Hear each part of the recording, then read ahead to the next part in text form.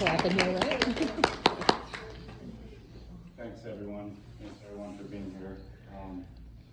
That was really hard, but also fun to put together. You know, seeing all those things that I remember as a kid, some of my great memories with my family, and seeing all the adventures that my dad and mom all went on. I made my own little speech. After I'm done, the floor is open for anybody who wishes to share some memories, their experiences with my dad.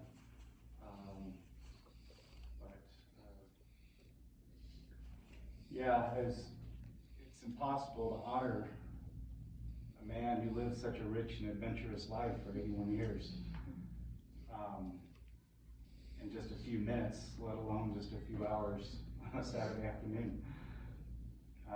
He was so many things to countless people. He was a husband, he was a Marine, Defense Department bigwig in the Air Force, a gun enthusiast, sharpshooter, a rumored CIA spy. Plausible deniability. A master negotiator, a Delta million miler, skier, wine connoisseur, hardcore Jeep owner.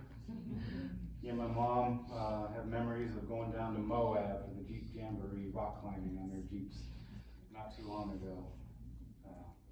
Avid snowmobiler, skier, a boat captain, a chef, a fisherman, and a crab catcher. One of my earliest memories, he would take me to Chesapeake Bay in Maryland, and we'd toss these crab traps over a bridge and bring home these buckets full of crabs that I get to play with and eat. I forgot about that. Yeah, I got pinched a few times trying to play with them. You know, it's been said apple doesn't fall too far from the tree. I think when it came to my dad, it was no exception. No father's a perfect man, and I'm certainly, there's probably a few people here today who can attest to the fact that I've been far from a perfect father too. I would like to think I inherited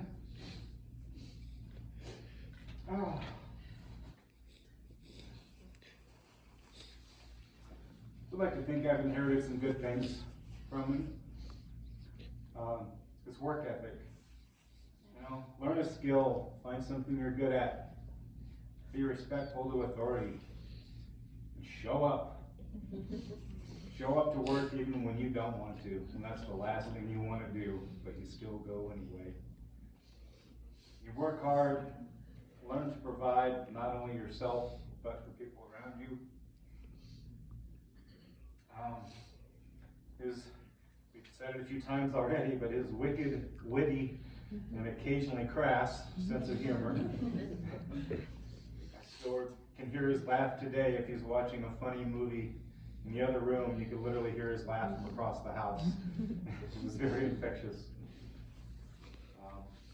His love of great food from around the world, and especially his love of great Texas barbecue. One of his favorites being Doug's Barbecue in Amarillo. His taste in music.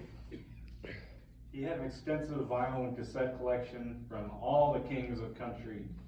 Willie, Waylon, Johnny, and of course everyone who knows him knows his love of the king of country swing, Bob Wills. His music taste didn't stop there though. He loved rock bands at the time too, like Deep Purple. His favorite song was Smoke on the Water, which happened to just come on the radio on our way here today. I don't know if that's any at all. I often blame my dad for his love of Deep Purple because they were my gateway drug into every other heavy rock and metal groups, such as Led Zeppelin, Black Sabbath, and many others. His sense of adventure. We moved around so much as a kid, I've never known actually how to answer, briefly anyway, the simple question of, where are you from? I usually just tell everyone I was an Air Force brat, and we moved around a lot. That was the easiest way to say it. Instead of having to describe in great detail of how I managed to live in 7 different places, including a foreign country, before I was even 18 years old. My dad was known for his financial wisdom, his humility, and even learning to be frugal. He was a financial genius by everyone around him.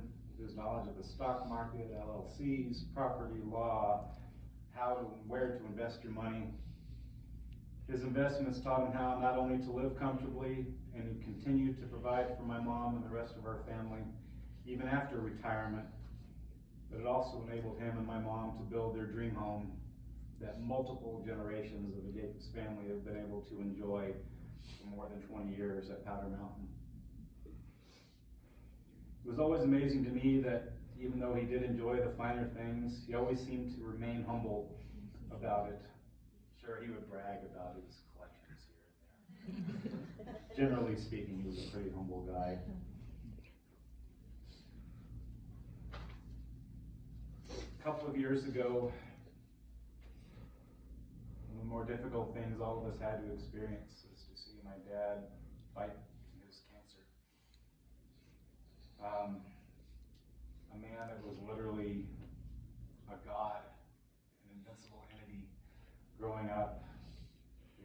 Suddenly he was relying on others to feed him, help him take care of himself, pick him up when he fell, as he often did with us, pick us up when we fell. Although he did often fight us and didn't want us to take care of him, he wanted to take care of himself. This has often been referred to as the Jacob stubbornness by some of those close to me, although I'm still perplexed on what that really means. I can only hope and dream that my own kids can somehow look past me being a perfect father in the same way that I've looked at my dad. To just look up to him, to know the great man he really was. I certainly wasn't a perfect kid. I'm surprised he didn't kill me. I think he was trained as that dad too, more than a few times. He probably would have gotten away with it too. He probably deserved it.